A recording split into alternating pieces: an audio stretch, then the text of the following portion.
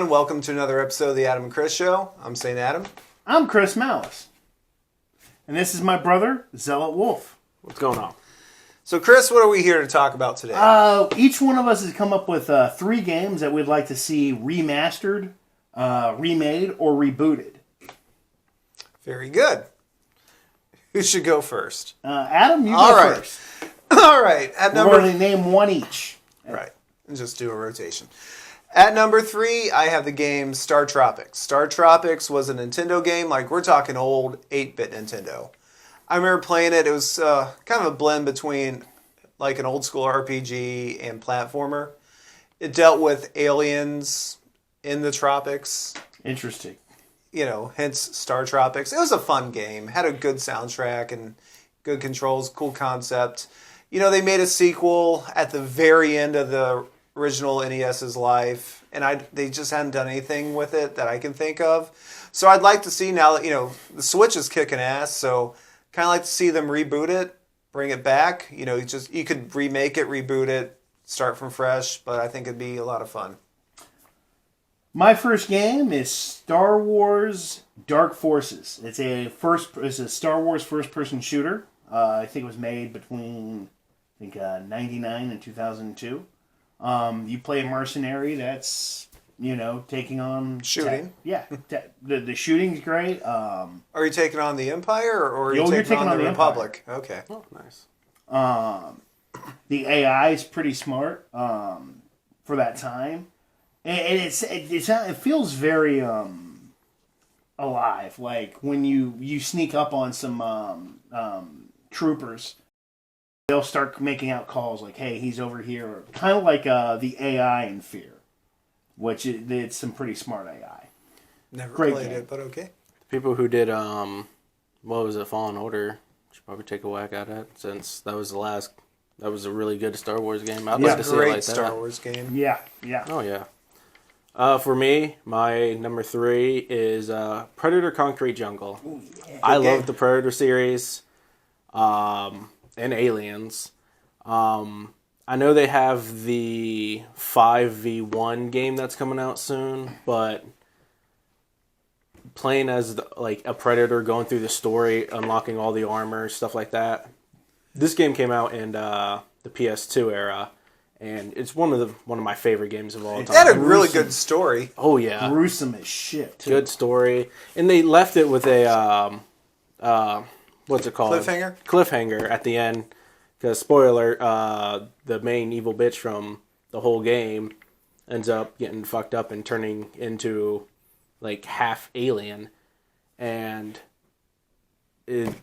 I'd love to see either they continue it or just redo it. New graphics, new gore, new weapons. Oh, the gore in that would be awesome. Right? That would be pretty cool. All right. And number 2, Castlevania. Just remake and reboot Castlevania. Konami is not doing anything with the Castlevania franchise. You surprised? Well, yeah, I mean, they turn it into a pachinko machine because that's what we want. I mean, it's an iconic game. Simon Belmont going off in Dracula's castle, killing monsters, working his way to Dracula. We got a Netflix series that shows just how good the property is.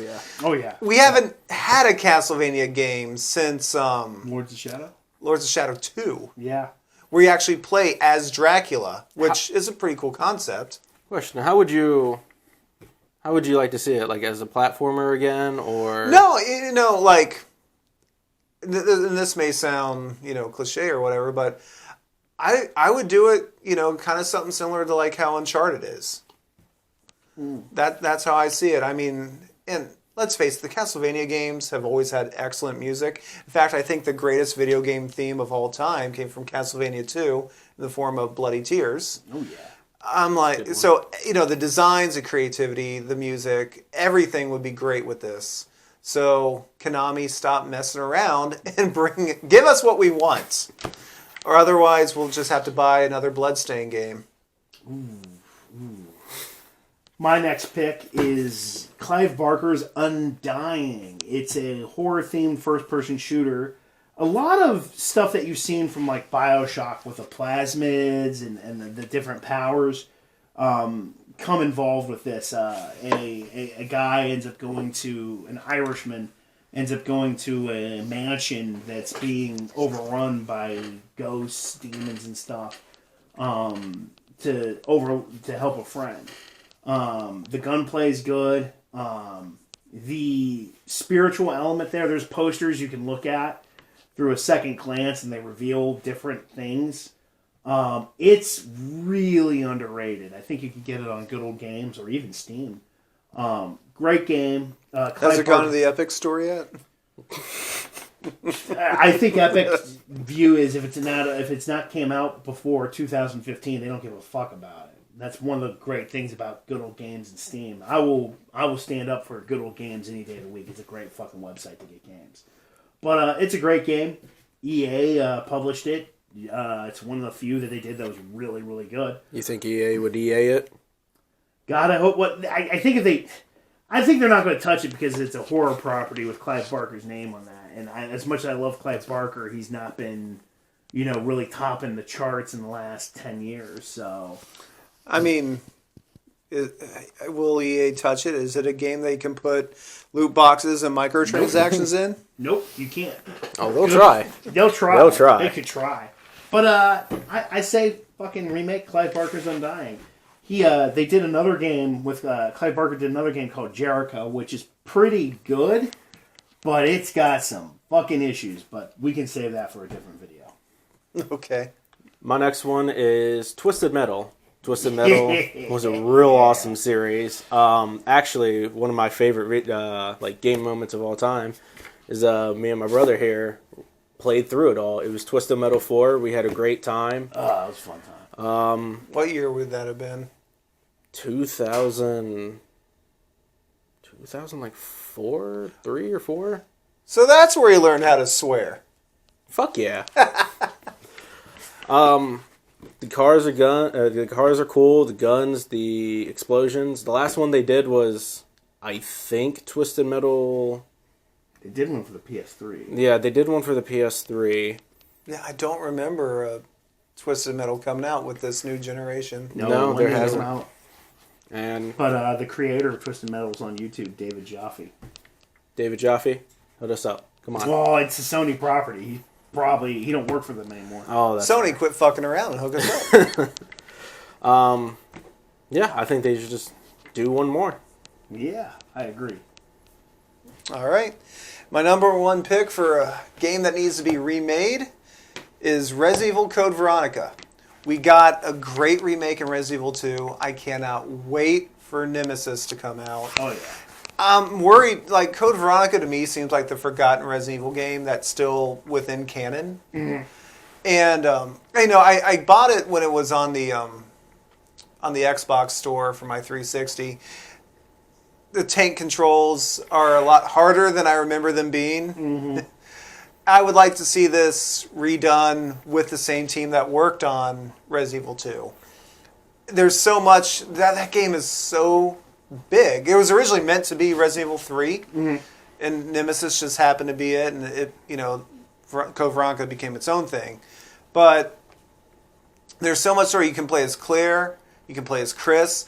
We need an updated version of Steve that's not fucking annoying. That's fair. We need a version of Alfred that is supposed to be creepy and not just annoying. There's so much into that. I'd like to see if they redesign the Bandersnatches, how they would look. Because they kind of had a creepy design as it is.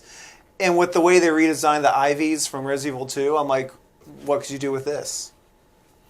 I do remember I played it on my PS2, and I couldn't get past the first fucking group of zombies. Because all you have is that knife, and you gotta run past them. Well, the reason that came about is because people said in Resident Evil 2 you had too much ammo. So they scale it back for Code Veronica. Oh, yeah, they so you did. become good with the knife real quick in that. Oh, no, I didn't. Oh, see, you aim for the legs. Just take the legs out. I played horror games, and I've always like tried to fight them. I realized in that game you can't fucking do that all the time. Well, not only that, they have one of the most just sickest jokes that they've ever played on players in this game. You're familiar with the hunters. Yeah. They have poison hunters in this game. Thank God I never made it that far. I would have quit. That was bullshit. It's bullshit, but so there's this part in it where like, because Wesker releases them. So there's like these little cameras that are on like, you know, like little remote controlled tanks. If the cameras spot you, it alerts the hunters to your position. So if you don't want to run into the hunters, just avoid the cameras. Oh, I wish I got it that far. I do remember watching some of the bosses in it, and some of them, a lot of them look really Nosferatu cool. is a very unique boss, and I'd like to see an update on that. You know, I don't want to give spoilers away for anyone that's not familiar with it, but when you come across that boss, who it was in the past, you realize what happened to this person. You're just like, oh, holy shit. And then the design of it is just so creepy. Fuck yeah. And then, you know, Alexia versus Wesker in one scene. And I like Wesker as a villain, so he's just so much fun. So to watch that fight, I would love to see a remake of that. So there you go. Resident Evil Code Veronica, because I have a good feeling that Resident Evil 3 is going to sell as well as Resident Evil 2. You know, Capcom, please make this next one happen. My last pick is a Raven Software classic, one of the most violent first-person shooters ever be made, Soldier of Fortune. It was made right around the PS2 era. It came out on PC. It had it on Dreamcast at one point. It's famous for its gore physics. So basically, you can blow people's heads off, blow people's arms off, blow people's legs off. If they're just laying there crouching, you can just continue to blow their head off. It's continue. Yes. So how much of the head's left after the first? Did you not succeed in blowing the head apart the first time? Half of it. They used what they call the Ghoul engine at the time to put these kind of really gruesome gore effects in it. It's a crazy action game. It allows itself to be over the top. The guns are fun to play with. There's a microwave gun where you can zap somebody and just fry the fuck out of them. Crazy game. It's awesome. Soldier of Fortune. Raven. I know Activision owns Raven Software, I believe. Fucking make it. Come on. My number one is a game I feel like we need again. War of the Monsters. Yes! God damn it. That sounds familiar, but I can't place it. Oh, damn! Seriously? It sounds so familiar, but I can't place it. Oh. It had a rip-off of Kong, a rip-off of Godzilla, but it was a giant monster fighting game where you could throw each other through buildings, have the buildings come down and crush your enemy, or see a gas truck, you could pick it up, throw it at them, explosion, set them on fire. Dude, the game is so Giant monsters fun. had all special abilities. They were all unique, and each one of them had 4 different skins. Tying Twisted Metal, one of the giant monsters they had a Sweet Tooth robot skin. Oh. It was awesome. It's on PS4. Yeah, you can get it for like $10. Yeah, I believe on the PlayStation Network. They need PS4. They need to remake it. They need to make another one. Update the graphics. Add more fighting. Add some stuff. more monsters. Oh, definitely add some more monsters. Game is They had so many classic ones. Giant Gorilla, obviously Giant. The Godzilla one is like Godzilla and Baraka fucked and had this big ass monstrosity named Tregor, I believe. He was awesome. Kongor was the gorilla. The Praying Mantis was always my favorite. But Ultra V, the Japanese ninja robot one. What are they called? Those types of mechs. The Gundam? Yeah, the Gundam-like ones. Yeah. And then, like, his final skin that you can unlock was a purple female version of him. I just thought that was cool. A different sword and everything. You remember the fucking, like, 50s robot with the, like... Fuck yeah! He would do this, like, twister punch. Dude. He had a fucking nuke. As his ultimate was he just blasted you with a fucking nuke that you could aim around it. Oh, it was so cool. Dude, you were missing out. This game... it's on. You can get it on PlayStation Live for like $10. Check it out. fucking great. Watch a YouTube video on it.